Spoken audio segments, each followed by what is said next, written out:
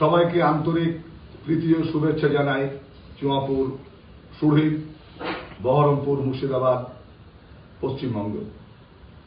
শুরু করছি আমাদের আজকের নাটক পঞ্চম বেদ। বাংলায় অনুবাদ করেছেন মলয় ঘোষ। শুরু করছি নাটক পঞ্চম বেদ।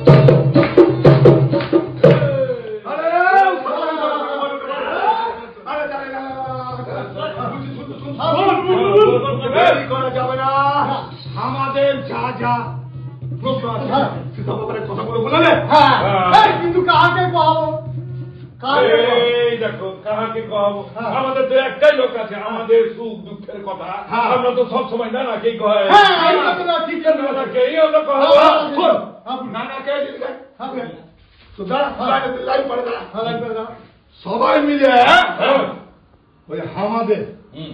আমাদের সুখ দুঃখের কথা, আমাদের সব অভাব অভিযোগের কথা, যাকে আমরা ডেকে ভুলি তার নামে একবার দোয়া করলেন।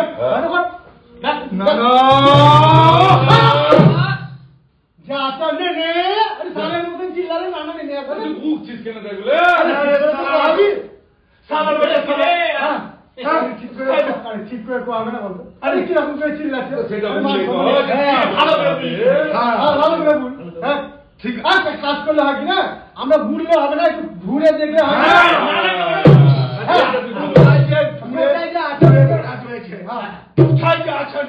খুঁজে তো আমরা কেউ জানি না, আমরা খুঁজাই।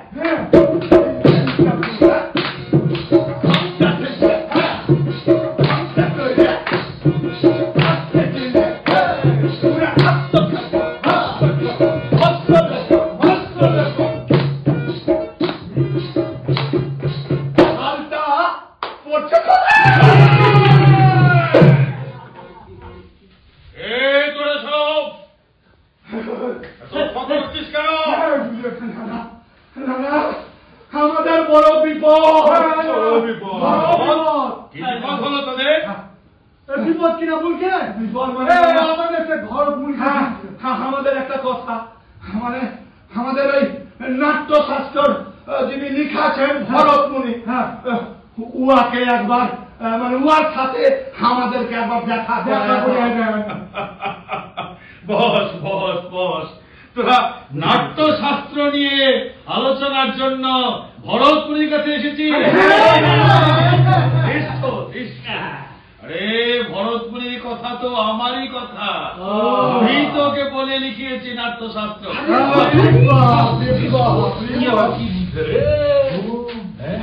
কি হচ্ছে জানে, মানে নানা নানা তো অন্তর্জামে, মানে দেবাদিদের মহাদেব, এই বিশ্বের অধিকর্তা নানা। তাই ভরত মুনিদেরকে যে যে প্রশ্নগুলো আমরা সুধাত করবো বলে নানা কিন্তু ওই লেগায় আছে আমাদের ভরত মুনিকে যা যা প্রশ্ন করবো বলে আমরা এসেছিলাম সবাই সুন্দর করে গুছায় কিন্তু নানাকেই বলবো। আরে নানা হচ্ছে সর্বময় কথা।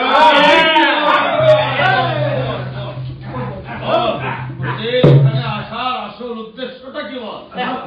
নানা তুই ভালো করে বল, এক এক করে বল। নানা ভরত মুনি নাট্যশাস্ত্র রচনা করার পর থেকে আমাদের মনে অনেক প্রশ্ন উঠেছে, বুঝলেন? নানা ওই উত্তর গুলা জানার জন্যই তো তোমার। আচ্ছা আচ্ছা, তা তোদের মনে যা প্রশ্ন উদয় হয়েছে একদম নিঃসংকোচে নির্দ্বিধায় এখানে উত্থাপন কর। বলছি ভালো করে বলছি, এই নাট্যশাস্ত্রের রচনার উদ্দেশ্যটাই কি এবং এর উৎপত্তিটার কারণটা কি যদি একটু বিস্তারিত বলেন। আমার তো অনেকদিন হলো বলেছিলাম আমার একটা পুঁথি আছে, বুঝলি? পুঁথিটাকে বার করি, যা প্রশ্নের উত্তর সব আমি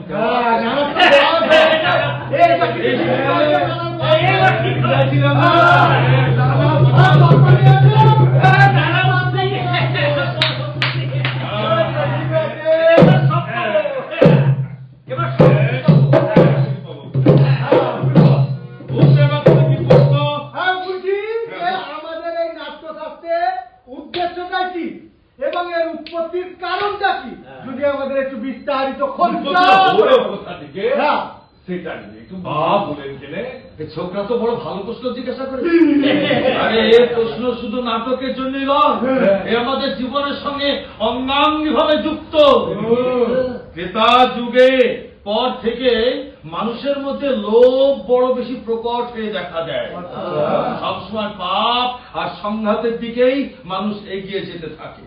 তখন স্বয়ং দেবরাজ ইন্দ্র ব্রহ্মার কাছে প্রার্থনা করলেন, বললেন যে এমন একটা মাধ্যম তৈরি করতে হবে যা দৃশ্যমান্যতা এবং শ্রবণ শক্তিকে কাজে লাগিয়ে সমগ্র মানব জাতিকে ধর্ম, বর্ণ, অর্থ, কাম ও মোক্ষের দিকে নিয়ে যেতে পারে। তখন ইন্দ্রের এই প্রার্থনা শুনে দেবরাজ পরম ব্রহ্মা কি করলেন? নাট্যবেদ তৈরি করলেন, যার প্রায়োগিক দিক হলো এই নাট্যশাস্ত্র।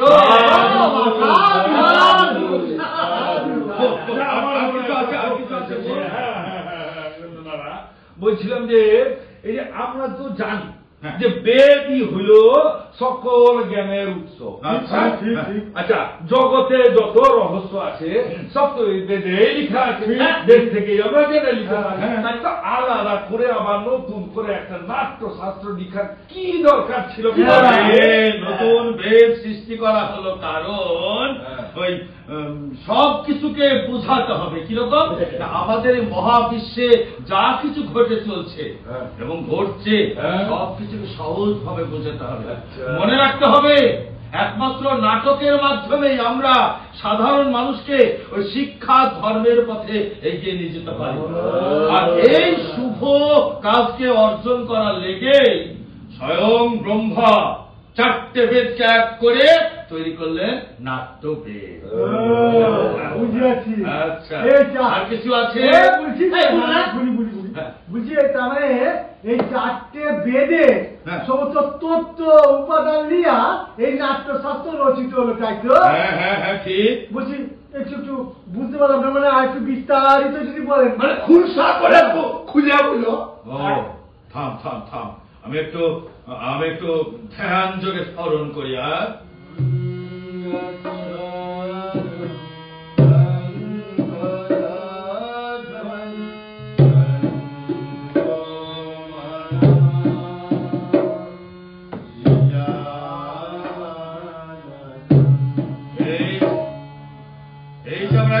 গানটা শুনলাম এই গানটা এসেছে সামবেদ থেকে, অর্থাৎ কিনা নাটকে গান এলো সামবেদ থেকে, যজু থেকে এলো অভিনয়, অথর্ব থেকে এলো রস।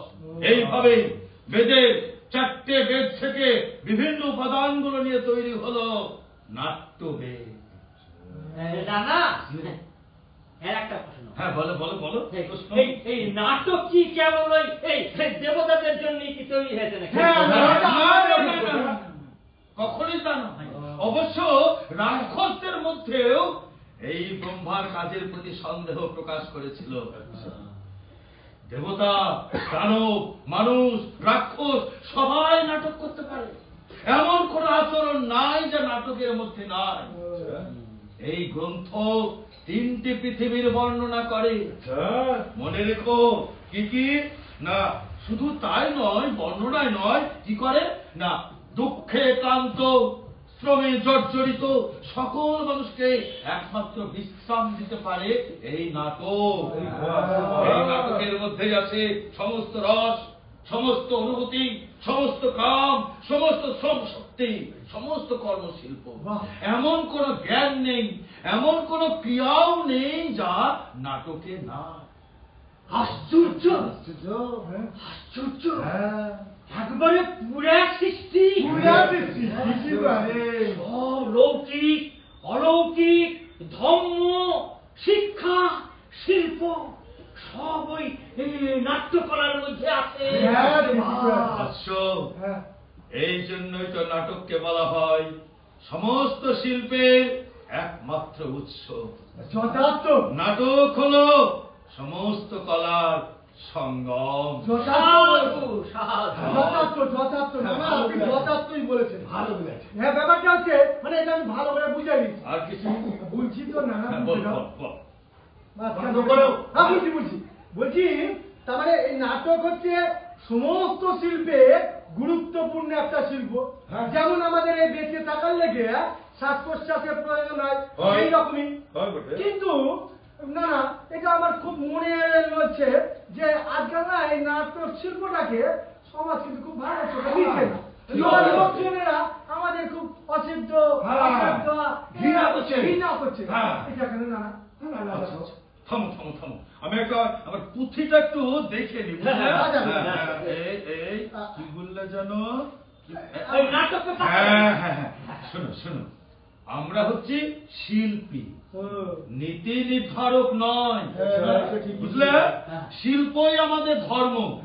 শিল্প নিয়ে আমরা কাজ করব, ঠিকই আছে, পরীক্ষা নিরীক্ষা করব, কিন্তু নীতি নিয়ে নয়। মনে রেখো, নাটক কেবল একটা শুধুমাত্র শিল্পই নয়, এটা একটা সমাজের বৃহত্তম আয়না। একমাত্র নাটকই পারে সমগ্র মানুষকে মানবতার পথে, সত্যের পথে এগিয়ে নিয়ে যেতে। একমাত্র নাটকই পারে জাতি, ধর্ম, বর্ণ নির্বিশেষে সমস্ত ভৌগোলিক সীমানাকে অবলীলায় অতিক্রম করতে। একমাত্র নাটকই পারে সমাজের এই বৈষম্যকে দূর করতে। আমাদের দৃঢ় বিশ্বাস, এই অনুভূতি, এই নিঃসন্দেহে এই গোটা বিশ্বকে একটা এই নাটকের দ্বারা আদর্শ বিশ্বে পরিণত করবে, আমাদের দৃঢ় বিশ্বাস। বুঝতে পেরেছি গুরুদেব। ব্যাপারটা হচ্ছে এই নাট্যশাস্ত্র মানে 4 বেদের একদম তত্ত্ব উপাদান নিয়ে তৈরি হয়েছে শিল্প বটে। কিন্তু গুরুদেব ব্যাপারটা হলো গিয়ে যে আমরা কি যেন হলো এই যে ব্যাপারটা যেটা বলতে চাচ্ছে, আমি শিল্প ছাড়া যেমন মানে মনুষ্য সমাজ গঠিত হয়েছে, মানে কোন সমাজ যদি মানে শিল্পই থাকলো না, মানে কলা থাকলো না, সে তো পশুর সমাজ। এই তো তোমরা সব কিছু বুঝতে পেরেছো। মনে রেখো, শিল্প হলো সমাজের একটা গুরুত্বপূর্ণ অংশ। তাই তো শিল্প আর শিল্পীকে সম্মান জানানোর জন্যই তৈরি হয়েছে এই পঞ্চম এই পঞ্চম বুঝেছি দাও এই সব বেদের তত্ত্ব উপাদান লিয়া জ্ঞান দিয়া জ্ঞান লিয়া এই পঞ্চম বেদ তৈরি হয়েছে সাধু সাধু। আমাদের মনে আর কোনো নাট্যশাস্ত্র তাহলে এখন কি করবে তোমরা এত জ্ঞান নিয়ে? গুরুদেব মানে নানা আমার একটা মনে প্রস্তাব আছে। বলো, বলো। আমরা সবাই মিলে হ্যাঁ।